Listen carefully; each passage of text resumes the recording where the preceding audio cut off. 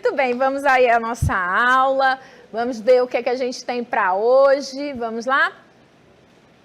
Objeto de conhecimento, individualidade e socialização. E o nosso detalhamento, compreensão de si, do outro e do mundo. Vamos ficar atentos ao nosso vídeo e daqui a pouquinho a gente volta para o nosso momento de interatividade. Até lá!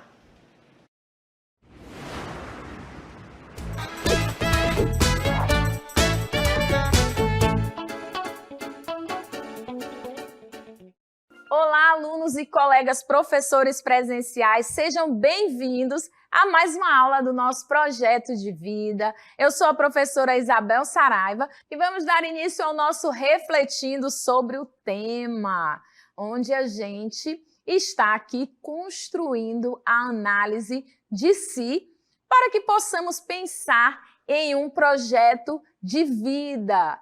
E o nosso tema vamos dar uma olhada na imagem, olha só, compreensão de si, do outro e do mundo. Para quem não sabe, essas máscaras, elas são chamadas de personas e elas eram usadas pelos gregos no teatro porque apenas os homens poderiam fazer parte das peças teatrais. Então, os homens, eles representavam vários personagens, femininos, idosos, enfim.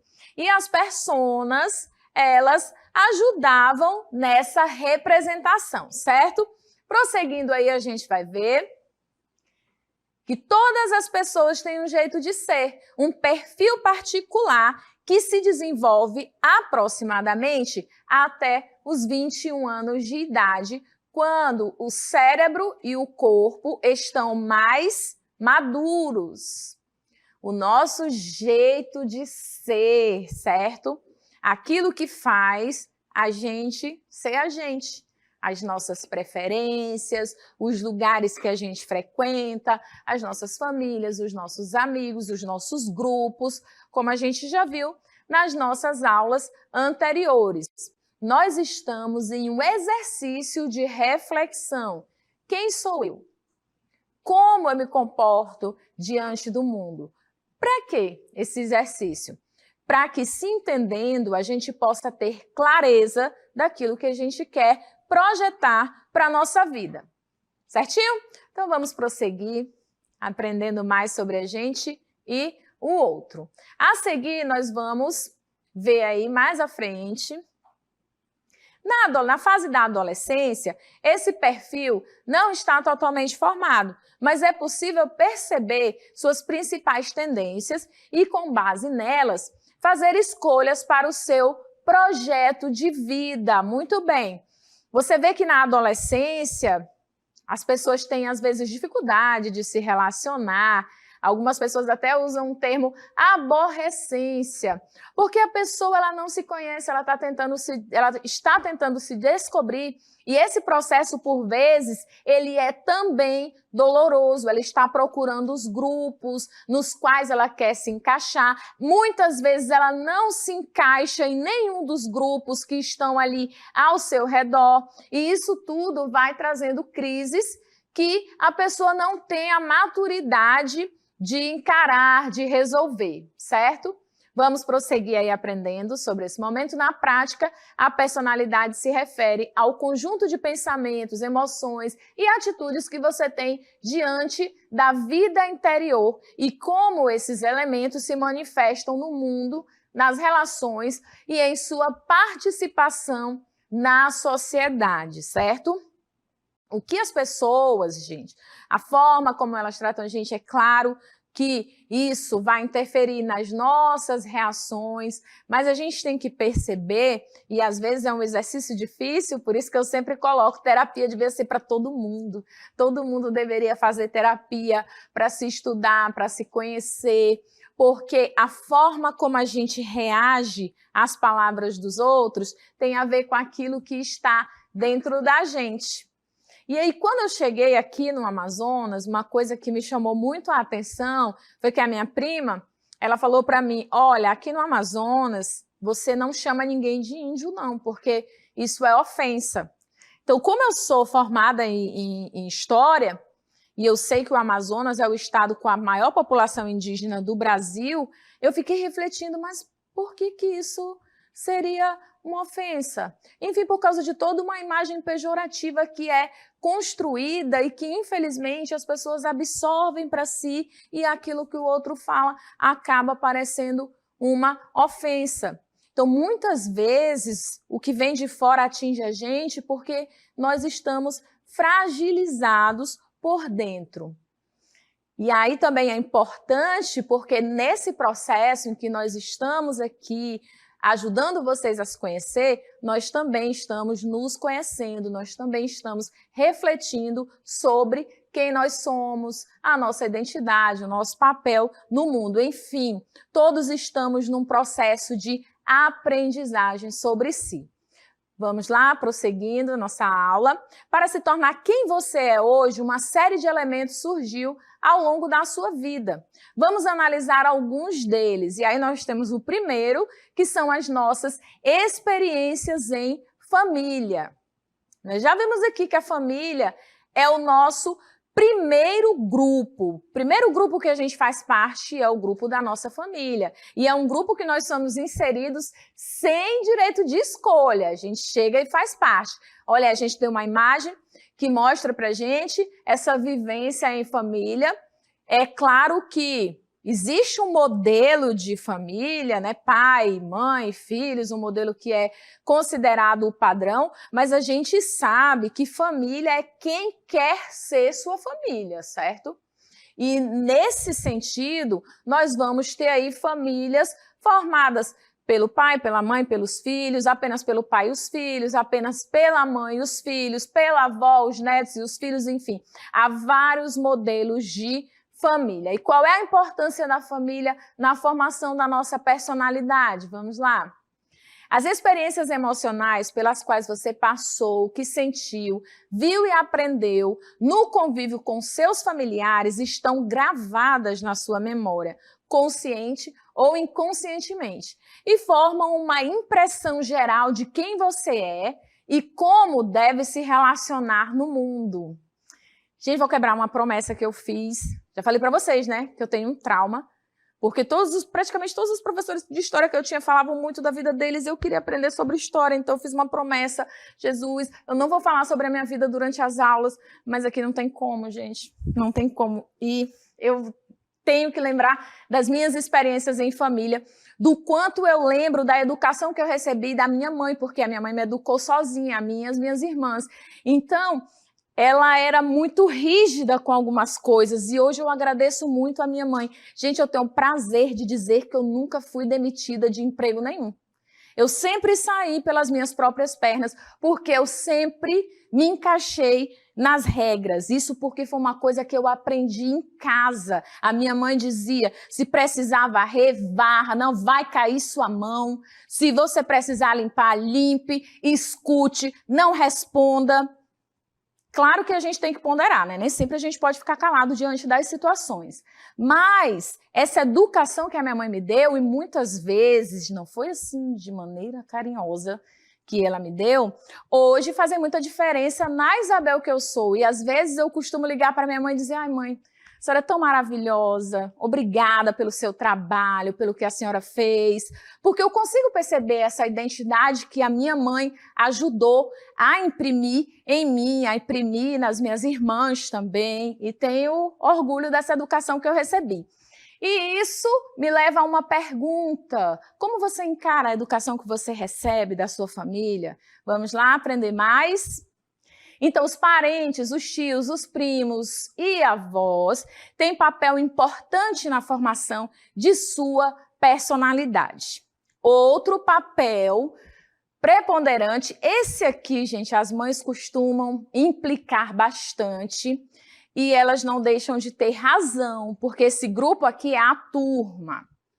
Certo? E por que essa implicância que as mães têm? Porque elas ficam analisando que tipos de companhia você está tendo. Isso faz diferença, professora Isabel? Faz toda a diferença, gente. Você vai acabar adquirindo os hábitos do seu grupo. É bíblico, a professora Isabel não vai dizer aqui com todo o detalhe aí da referência, mas existe uma passagem da Bíblia que coloca, né, más companhias estragam, destroem, enfim, hábitos úteis.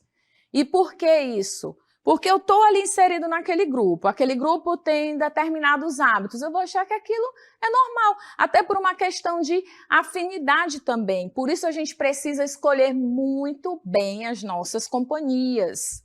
Nós temos que ver que valores são importantes para mim. Isso foi outra coisa também, que de maneira meio que ali pegando os elementos que a minha mãe me deu, eu sempre procurei também escolher bem as minhas companhias.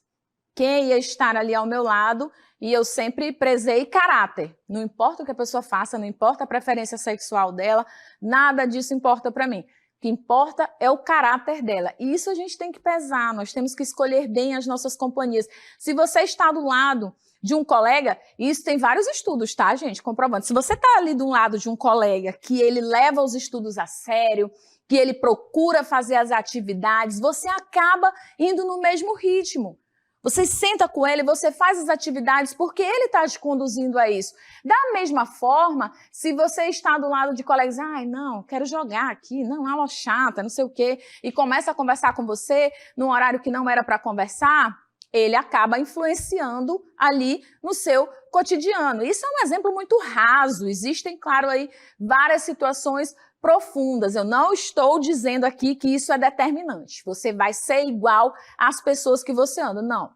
Não existe essa coisa da determinação. Mas que isso tem influência, tem. E é preciso que a gente tome cuidado, certo?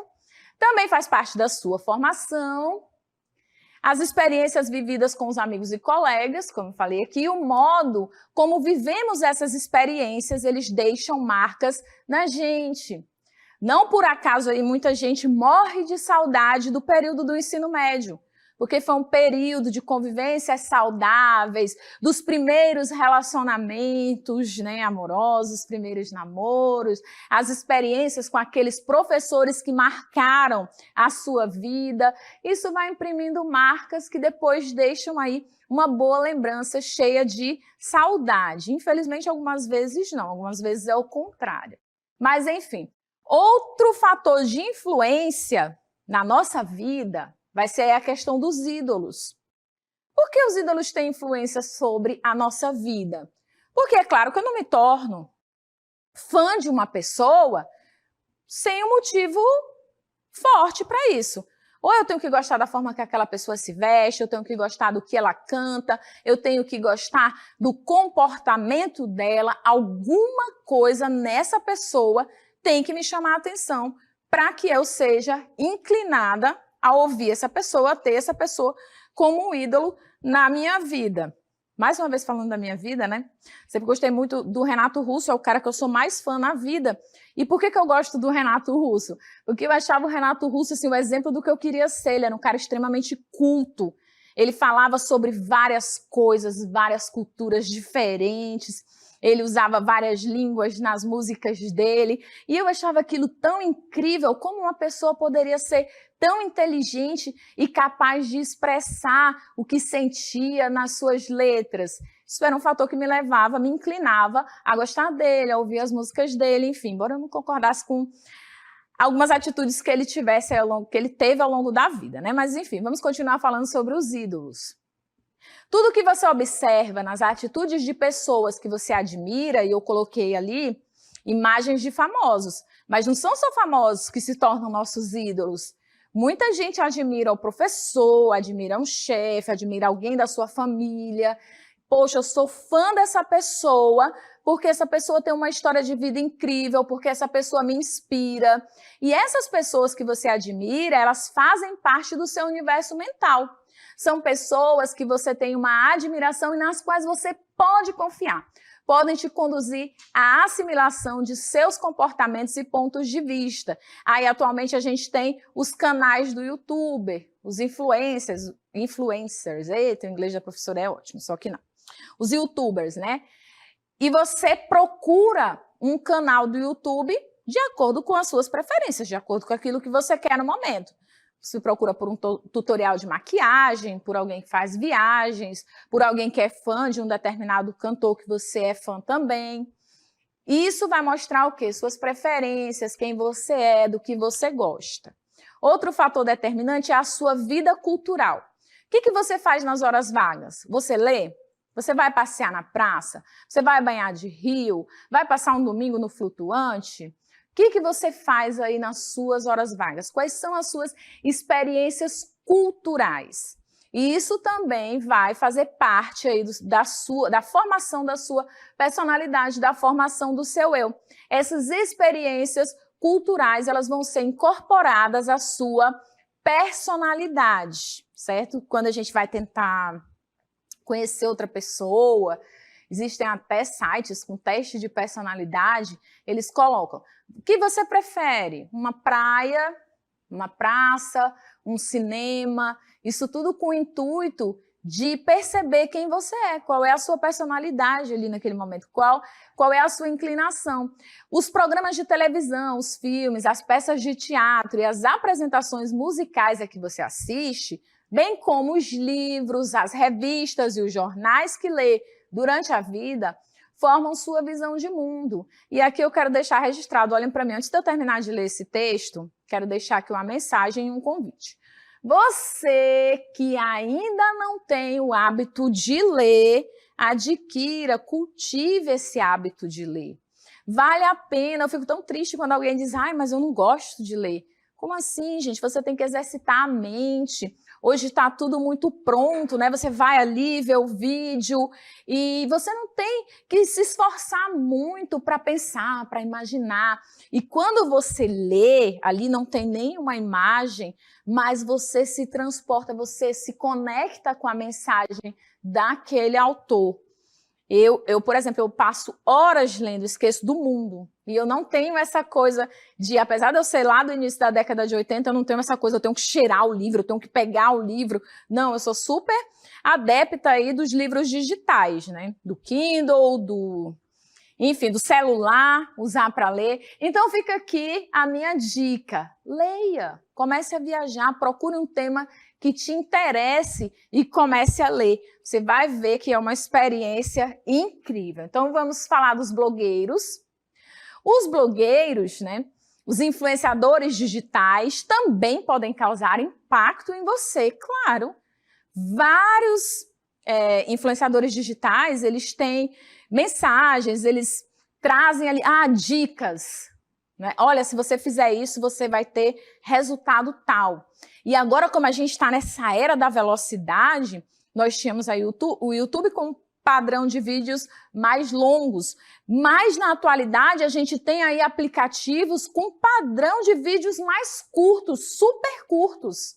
Isso porque as pessoas estão cada vez com uma pressa maior, uma ansiedade maior.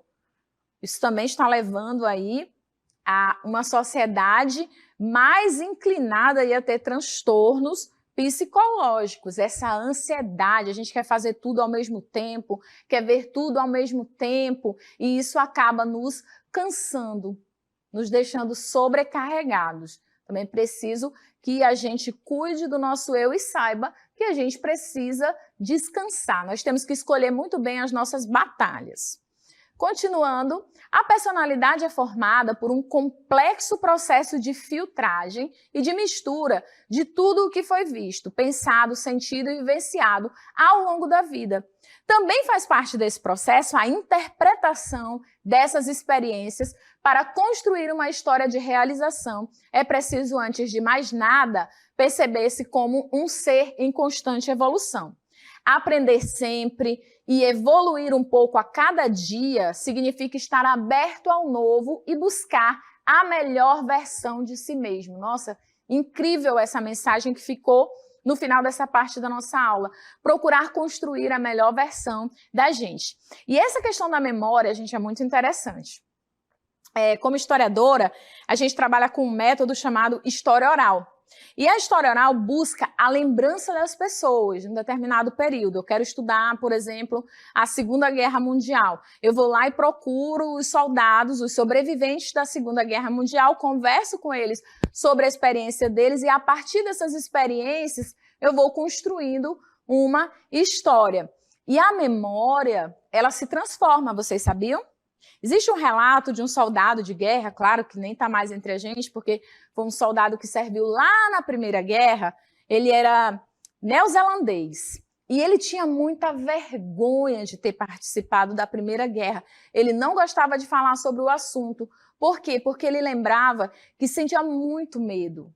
Ele tinha lembranças horríveis de momentos em que ele não conseguia enxergar o chão, ele não conseguia pisar diretamente no chão, porque existiam muitos corpos e ele tinha que passar por cima daqueles corpos e ele lembrava do barulho dos pés dele passando por cima daqueles corpos e do medo que ele sentia. E ele se sentia menos homem porque ele tinha sentido medo na guerra. Então ele não gostava dessas lembranças. Quando ele se aproximou de um grupo de homens que também tinha servido na guerra, e eles falaram que também tinham medo do frio, tinham medo da fome, tinham medo da morte, e que aqueles foram momentos difíceis. E ele, nossa, eu não fui o único a sentir medo. As pessoas sentiam medo, o medo é um sentimento natural, eu não sou menos homem porque eu senti medo. Ele ressignificou as memórias dele na guerra, e aquilo passou a ser uma memória boa, uma memória positiva. Ele procurou trazer as suas memórias, as suas lembranças à tona, porque ele ressignificou no presente algo que tinha acontecido no passado. Então, sempre é momento da gente ressignificar a nossa história. Vamos falar sobre virtudes e a força do caráter. As virtudes são traços morais por meio dos quais se formam os valores essenciais à vida. Elas podem ser observadas, portanto, nas atitudes tomadas diante de determinadas situações. Por exemplo, uma pessoa que tem medo de se expressar em público pode usar a virtude da coragem para subir em um palco e falar a uma plateia. Desse modo, as virtudes carregam uma competência que já existe dentro da pessoa, mas que ela desconhece e que pode se tornar real. Para os gregos, a virtude é a excelência, é o que o ser humano tem de melhor na área moral. O ser humano virtuoso é aquele que desenvolve as suas qualidades para o bem. O psicólogo estadunidense, ai gente, perdão pelo meu inglês, eu tenho quase certeza que a pronúncia vai sair errada, mas o Martin Seligman, ele abordou o tema em sua obra Felicidade Autêntica, em que reúne as 6 virtudes ubíquas ou universais. A palavra ubíquo significa aquilo que faz parte de todas as culturas e povos, ou seja, aquilo que é onipresente. Ele pesquisou diferentes religiões e culturas e ele identificou determinados traços em todas elas. Então, ele elencou esses traços. Esses aspectos foram descritos pelo autor como as 6 virtudes que conduzem uma pessoa ao equilíbrio e à satisfação. E são conhecidas como virtudes ubíquas. Vamos lá? A primeira delas, saber e conhecimento. Olha só, mais uma vez aí, tá? O rapaz lendo, viajando aí. Façam o mesmo. Saber e conhecimento envolve o gosto pela aprendizagem, a curiosidade, o desenvolvimento de bons critérios para tomar decisões, o investimento em habilidades mentais, a ampliação da perspectiva em relação ao futuro. Coragem. Olha aí. O que é a coragem? Significa a bravura, a perseverança e a integridade. Uma pessoa corajosa busca alternativas e vai além, mesmo em situações difíceis. Humanidade e amor. Refere-se à bondade e ao amor que todos devem ter para se dispor a ajudar os outros e, consequentemente, a si mesmo. Justiça está relacionada aos conceitos de cidadania, imparcialidade e liderança. O verdadeiro líder é aquele que trata os outros com justiça, incentivando a lealdade e a ética. Moderação. Aqui a gente tem, nossa, mais uma vez desafiando a professora, mas enfim, significa mantenha a calma e continue. Esses memes fizeram muito sucesso na internet durante um tempo. Então, o que é a moderação? Virtude composta de autocontrole, prudência e humildade. Por meio dela, é possível entender que os extremos são prejudiciais e assim diminuir a agressividade e a impulsividade. Olha só. Então, é evitar aqueles impulsos, principalmente os impulsos violentos, e ainda mais hoje, hein, gente? Que a violência está, nossa, em níveis altíssimos. Transcendência. Transcendência. Transcendência engloba tudo aquilo que vai além do que é possível compreender. Relacionalmente, está diretamente ligada à apreciação da beleza, à gratidão, à esperança, à espiritualidade, ao perdão, ao bom humor e à animação. E agora a gente vai falar sobre inteligência emocional. Segundo especialistas, a inteligência emocional é influenciada por uma combinação de traços de personalidade. Níveis mais altos dela são associados com inúmeros benefícios, inclusive relacionados à carreira. Por isso, sua medida, o quociente emocional, tem sido considerado como um bom radar para contratações em processos de recrutamento. Alguns especialistas até o colocam à frente do QI, do quociente de inteligência, em relação da eficiência para determinar um bom profissional. Atualmente, o termo bastante utilizado, inteligência emocional, foi aplicado pela primeira vez em documentos científicos do ano de 1966, em um artigo do psicólogo americano Hans Kelly Leinel. Eita, a professora vai ter que aprender inglês, só pode, vamos lá. Porém, sua concepção só foi aprofundada em 1989, primeiro pelo psiquiatra infantil e posteriormente, em 1990, pelos psicólogos Peter e John Mayer. E o Mayer eu consigo pronunciar. Então, a gente tem uma imagem aí que vai trazer o símbolo dessa inteligência emocional. São as minhas emoções que eu devo equilibrar com a minha razão, certo? Isso é fácil? Não, isso é muito difícil, principalmente nos dias atuais por uma série de fatores, como eu falei. Nós estamos sendo cada vez mais exigidos, estamos tendo que lidar com muitas coisas ao mesmo tempo, e isso acaba exigindo muito de nós e faz com que muitas vezes a gente perca esse controle entre o emocional e a razão, certo? Então vamos continuar falando de inteligência emocional. É o nome que se dá ao conjunto de competências relacionadas a lidar com as emoções. Mais especificamente, a como e quanto se percebe, processa, compreende e tem a habilidade de gerenciá-las. Gerenciar as emoções. Gente, que desafio. Qual é a relação de autoconhecimento e inteligência emocional? Para começar a entender, é importante saber que a inteligência emocional tem 4 pilares. Quais são eles? Perceber as emoções suas e dos outros, relacionar a partir do que dizem as emoções, também suas e dos outros, entender o que as emoções significam e gerenciar as emoções. É daí que vem o primeiro ponto da conexão. Ter um bom nível de autoconhecimento ajuda a interpretar as próprias emoções. Entender o que elas de fato querem dizer, fazer conexões com os outros traços de sua personalidade e então lidar da melhor forma com elas. Então, para começar a se conhecer melhor e desenvolver a inteligência emocional, tente praticar uma autoobservação frequente em relação às suas emoções. Aprenda a identificar em você as emoções básicas e como elas se manifestam no dia a dia. É um assunto recorrente, é um tema recorrente. Desde o primeiro momento do nosso projeto de vida, a gente está convidando você a se autoconhecer. Como já foi falado lá na Grécia Antiga, Sócrates já dizia, conhece-te a ti mesmo. Isso como base para todo o conhecimento. O equilíbrio vem desse autoconhecimento. Eu preciso saber quem sou eu para poder, a partir daí, saber o que eu quero para a minha vida.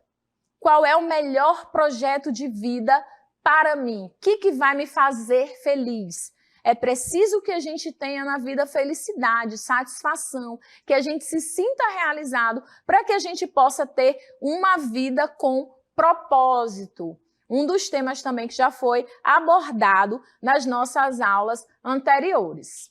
Então é isso. Espero que vocês tenham refletido bastante nesse nosso momento em que a gente falou de inteligência emocional, mais uma vez de autoconhecimento, e a gente vai aí relacionando isso a outros assuntos ao longo do nosso projeto de vida.